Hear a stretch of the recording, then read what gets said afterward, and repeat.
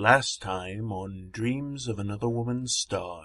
No one really knows what dark energy is. I mean, we're light years away from doing this, but dark energy moves stuff. So, if it can move planets and galaxies, why can't we use it to turn a crankshaft?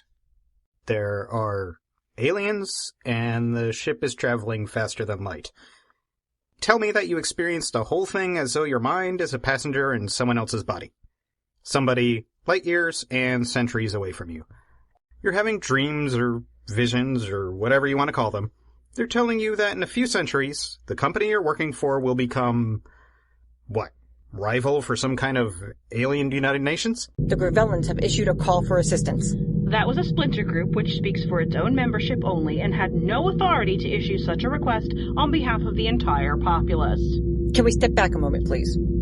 Whom am I addressing? Commandant Gerda Lee, and now that we all know who we are, go away. Computer, what are the objects circling the EAC ships? 94% likelihood they are unmanned drones. 3 of those pods surrounding each of the other ships. I want our 9 biggest guns aimed straight at those pods. On my mark. Now.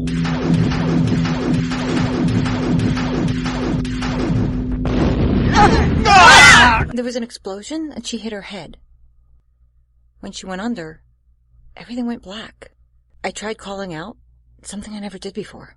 If I'm not very much mistaken, for the first time, Captain Astrid might know about me.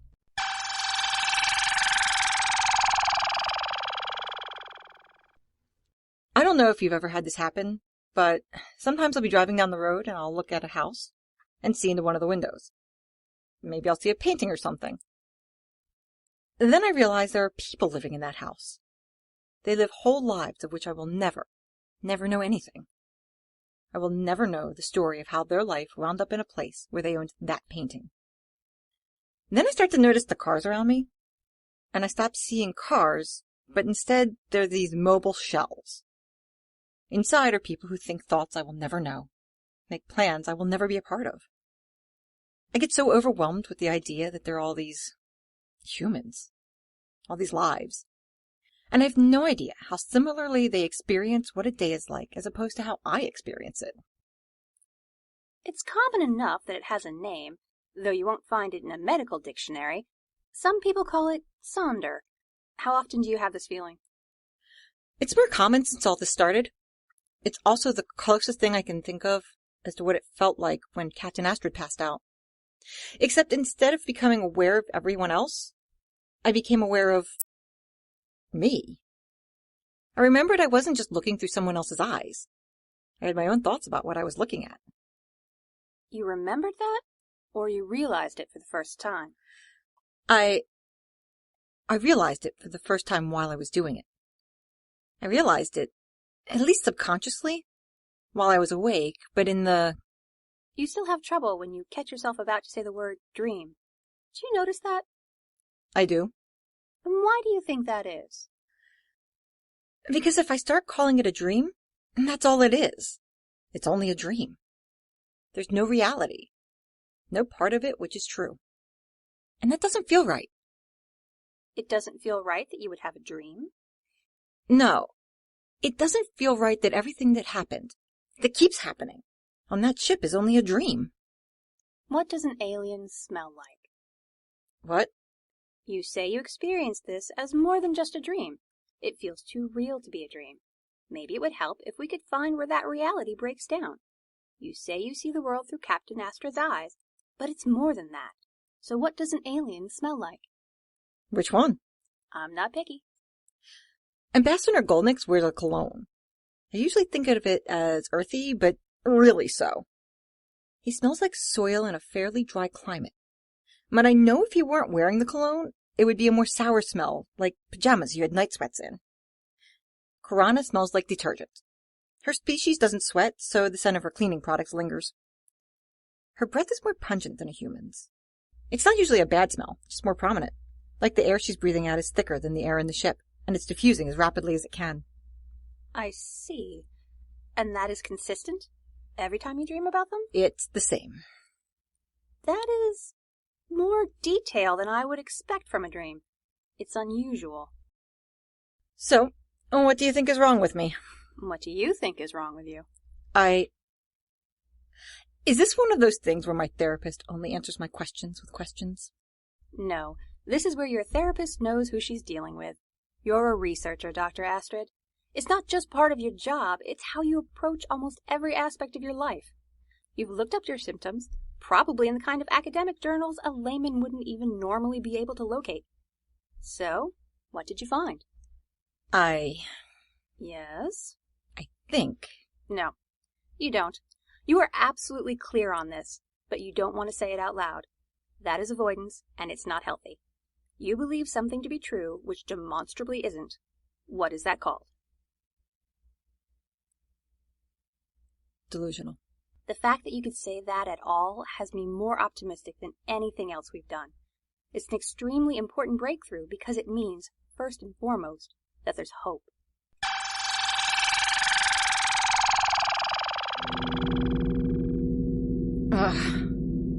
Are you experiencing any discomfort? I'm fine. Report. No. What? One does not report to someone who has been relieved of command due to medical reasons. As a matter of fact, as I am your doctor and you are a patient, you are the one who's reporting to me. The sooner you understand that, the smoother this will go.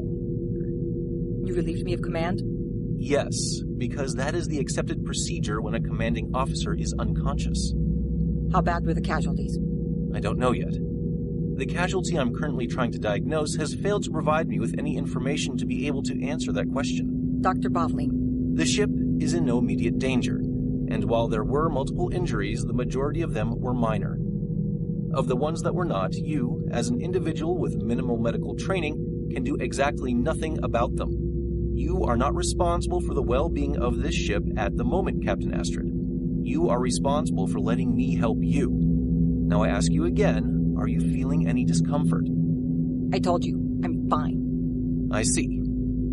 Patient shows signs of nerve damage. What? You were struck in the head by a piece of debris during an explosion which threw you at least 10 feet across the bridge. You have multiple contusions, some first-degree burns, and a hairline fracture in your left tibia. The only possible way that you are not in considerable discomfort is if you have severe nerve damage which is blocking your pain receptors. Fine. Yes. I feel like I fell down a flight of stairs into a scalding hot puddle of water. Where are you feeling most of the pain? My head. The light is giving me a small headache behind my right eye. My left hand is very tender. I'm guessing that's the burns you mentioned under the bandages. The left leg is also aching. Nothing about that seems out of place.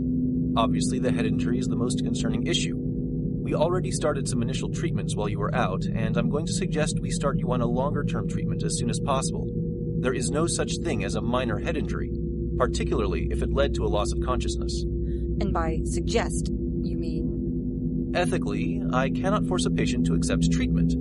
But if you don't agree to it, I'm well within my rights, not to mention sound medical judgment, to not clear you for command. How is the captain? I am currently talking to the captain, Karana. Captain Astrid? No, Dora. I appreciate your loyalty, but we are in hostile territory. The chain of command must be clear. I've been relieved of duty, so Karana is your commanding officer. Yes, ma'am. May I request, not order, some information, Doctor? There are two options for pain relief for you. I can provide you with something which will be effective but will make you drowsy. Or I can provide you with something which will take the edge off the pain but let you continue to function without cognitive impairment. If I allow you 10 minutes for this briefing, will you agree to take the first option? Since the alternative is being wide awake but not being able to do anything, acceptable. I'll be back soon. What can you tell me? Repairs are at 96%. Damage sustained to the ship was minimal, though the worst of it occurred on the bridge. That's where I would have targeted. What hit us exactly? That's frankly the issue. Damage is consistent with a massive explosion just off the hull. One of the drones? That's just it. The 3 drones were a quarter-kilometer away when we fired. Our sensors indicate 2 of them were destroyed. The third one also appears to have exploded, but it was suddenly and inexplicably not in the same location. Instead of exploding far away from the ship, it collided with one of our missiles almost before it had fully left the barrel. That makes no sense. I would tend to agree. I am operating under the assumption that the drones are somehow able to mask their distance from our ship. It seems more likely than a solid object suddenly moving at near light speeds. I've sent a copy of our sensor readings in a communication drone back to the Alliance. What does Hitomi think? I've not discussed this with our chief engineer. She's been overseeing the repairs to the ship, which I felt took priority. Do you disagree? Whether I do or don't, there's no point in second-guessing you. Or in you second-guessing yourself. This is your ship for the time being. You just keep doing what you're doing. Fair enough. Thank you. Dora, I'm going to ask you a strange question now. Ma'am? This may be the head injury talking, but I have a memory. Or a feeling of a memory, anyway. Maybe it was just a dream. But did we have an intruder on board? An intruder? I had a sense. I suppose I still do. But there was this sense of someone being here who wasn't supposed to be. Or maybe just a hyper-intense feeling that I'm being watched. I'm not sure about that, Captain. But just to be on the safe side, I can run a full security log scan. We can make sure no improper transmissions went out or in. I'll let you, that is. I will inform Captain Karana of my findings if you are not back in command when we are done. Well said. And no intruders either? There's no one here on the ship who shouldn't be, correct? Not unless you count the survivors of the EGAC ship we picked up out of their escape pods. Say that again, slowly.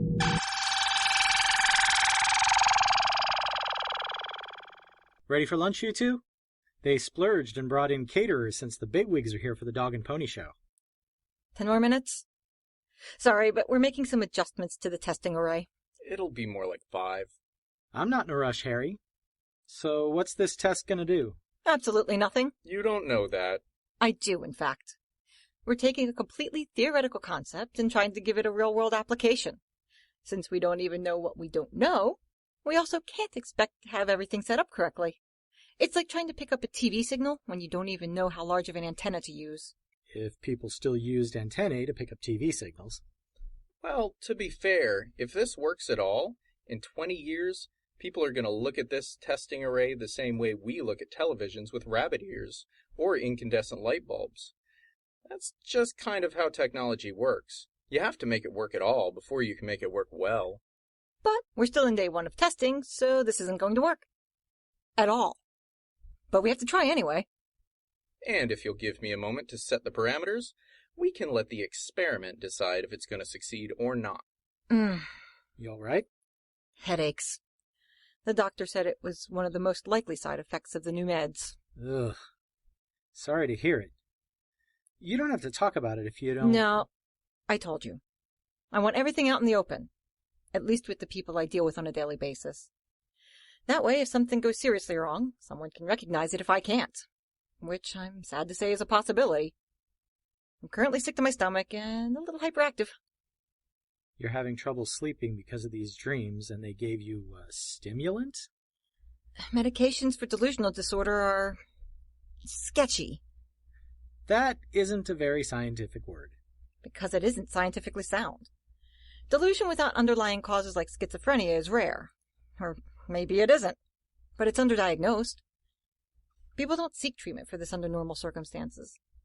If you have a delusion that your neighbor is plotting to kill you, you might talk to the cops, but not to a psychiatrist. I don't have a large enough pool of patients to be able to draw conclusions about what works. So you try the sketchy stuff. We try the sketchy stuff. Still having the dreams? Yes. But the medication hasn't really had enough time to start working, so that doesn't mean much. It was a fairly boring dream, if that makes any difference. Captain Astrid was in recovery after her injury. She was reading. I didn't think you could read in a dream. I'm trying not to dwell on that. It reinforces the delusion. Okay, I'm done over here.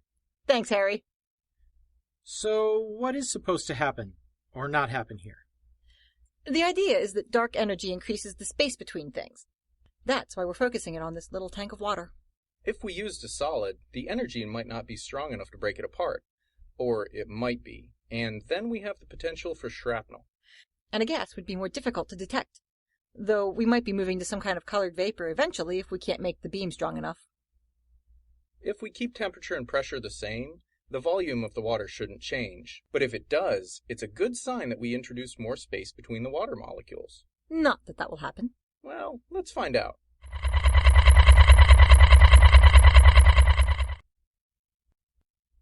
Okay, fine. You were right. Wait, that doesn't make any sense. You being right doesn't make sense? Harry, the volume went down. Not by much, but there's less water in the tank. But, wait, that doesn't make any sense. How could it have decreased space between the molecules? Temperature and pressure are the same, so where did... Guys, is it relevant that my glasses just got wet?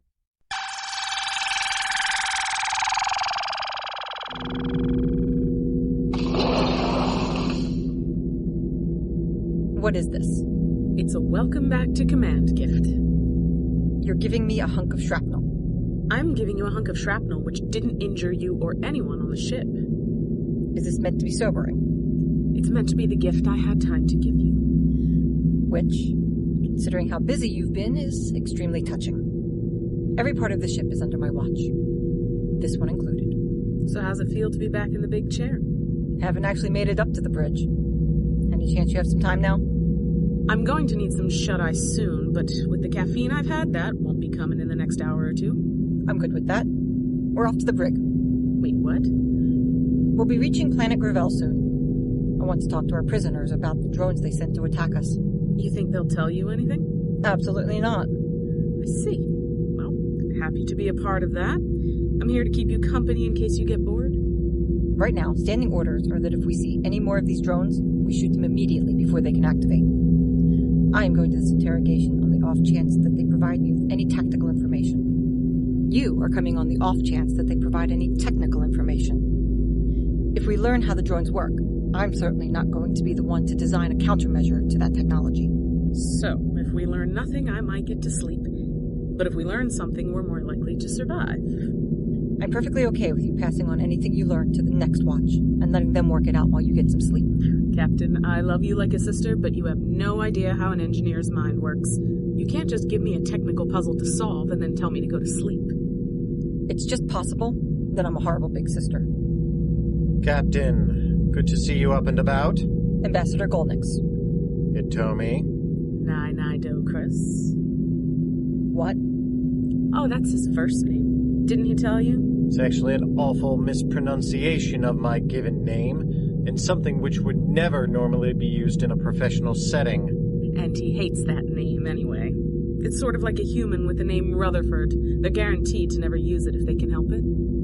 I see. We are about to pass through a door to confront a prisoner. We will be presenting a united front, despite how poorly you two get along. That is a direct order, and my last word on the subject. Hello. Gerda Lee, Commandant, Alpha 761 Tango. You have been listening to Dreams of Another Woman's Star, Episode 3, Sonder, produced by Seat of Our Pants players, written and directed by Dan Wenzel. Captain Astrid and Dr. Amy Astrid were Andy Gastingy. Pamela the therapist was Liz Music. Dr. Bovline was Ray Greenlee. Karana was Jill Wenzel. Dora was Dana Bonner Andreessen. Nick was Rick Tennant.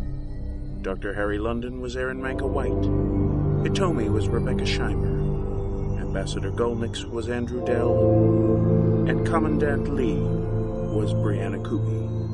Music and sound effects by www.freesfx.co.uk. Thanks for listening, everyone. We'll talk to you later.